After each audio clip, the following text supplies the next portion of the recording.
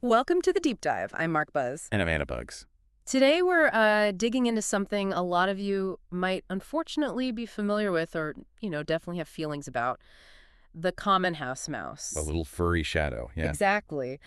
And we're looking specifically at how the pros handle it. We've been looking into the methods used by Simple Pest Management. Right, to see what goes into tackling these infestations effectively beyond just, setting a trap or two. Our mission here is really to understand that professional process, see what makes it different.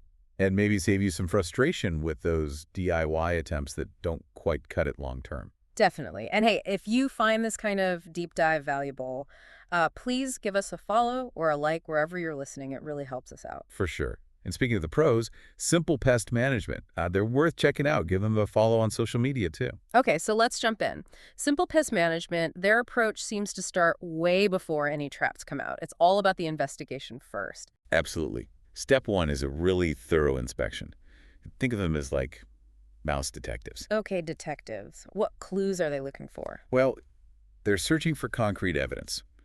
Gnaw marks are a big one on wood, wires, even food packages. Where they find them tells a story. Right? What else? Droppings, of course, little black rice grain things.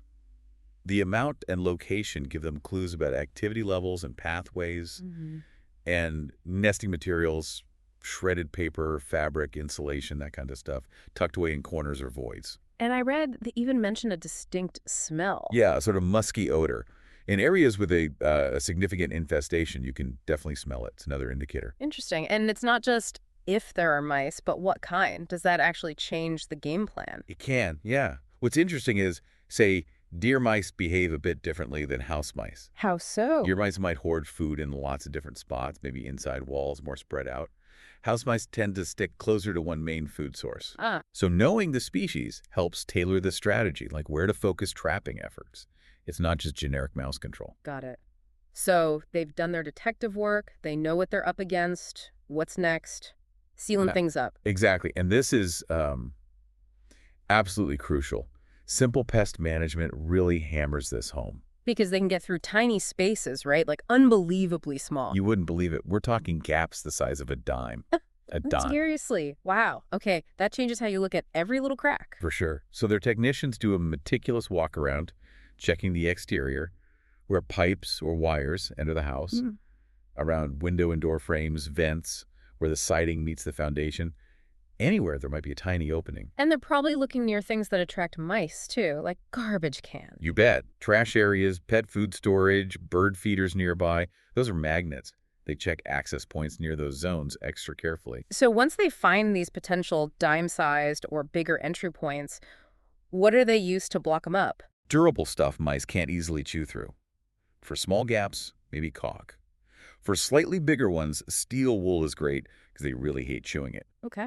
And for larger openings, maybe wire mesh or even cement patching sometimes. And this is key for making sure the problem doesn't just come right back. Absolutely fundamental. If you don't seal the entries, you're fighting a losing battle.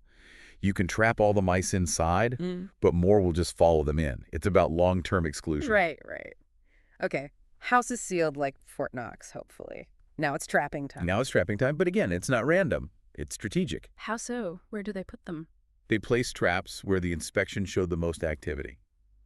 Think along walls and baseboards. Mice like to run along edges. Okay. And those hidden spots like crawl spaces, attics, behind the fridge or stove where it's warm and dark. Yeah. Inside cabinets, especially under the sink or where you store food. Basically, hitting the mouse highways and hangouts. Yeah, and the bait, it seems like peanut butter is still the go-to. It really is. Simple Pest Management mentions it specifically. It's got that strong, attractive smell. It's high in calories, which they like. And importantly, it's sticky. They can't just swipe it and run off. They have to work at it, which increases the chance of triggering the trap. Makes sense. Are they using just the classic snap traps? Often, yes. Snap traps provide a quick kill. But they might also use glue traps in certain situations, depending on the environment and, client preference or specific challenges. Yeah. The goal is rapid population reduction in those key areas. Now, something else they mentioned was using bait stations outside. That seemed interesting. Yeah, that's often part of a more comprehensive plan, especially if the infestation is heavy or there's a lot of pressure from mice populations around the property. So the idea is to catch them before they even get in. Exactly. You intercept them on the perimeter. They use these locked, tamper-proof bait stations. Tamper-proof. Okay, so safer for kids and pets. Much safer. They're designed so only rodents can get inside to the bait. It minimizes risk to non-target animals, which is a huge plus. And related to that, they seem to avoid using loose poisons inside the house. Generally, yes. That's a really important point for safety and, frankly, for avoiding bigger problems. Like what? Well, if you use poison bait inside, a mouse might eat it and then crawl off somewhere inaccessible, like inside a wall, to die. Oh, gross. And then you've got a decomposing mouse causing a horrible odor, attracting insects. It can be a real mess and a potential health hazard. Outdoor bait stations help avoid that whole scenario within your living space. Okay, that makes a lot of sense. So trapping, maybe some outdoor baiting. Mice are gone. Job done. Not quite. The cleanup phase is actually really important. Why is that? Just tidying up. It's more than tidy. Mouse droppings and urine can contain bacteria and viruses. Hantavirus is the scary one, but others too. Nesting materials can also harbor pathogens and allergens. Right. So, Simple Pest Management emphasizes thorough cleaning and sanitizing of contaminated areas, especially anywhere near food preppers storage. Sometimes it's a bigger job. Oh yeah, for really bad infestations, especially in attics or crawl spaces, they might even recommend like a full attic restoration or specialized sanitation services to really deal with the contamination level. Wow. Okay. Cleanup done. Then it's over. Still one more key piece. Follow-up. It's usually not a one-and-done visit. Ah, okay. Right. What happens on follow-up visits? It's crucial. They come back to check the traps, see how effective the initial placement was, remove any captures, obviously. They check the sealed entry points to make sure nothing's been breached, check and potentially rebait the outdoor stations if they were used. So making sure the plan is working. Exactly. And if they still find signs of activity, they can adjust the strategy. Maybe add more traps, look for a missed entry point. It ensures the problem is truly resolved. And they also give advice, right? Yes, that's a big part of it too.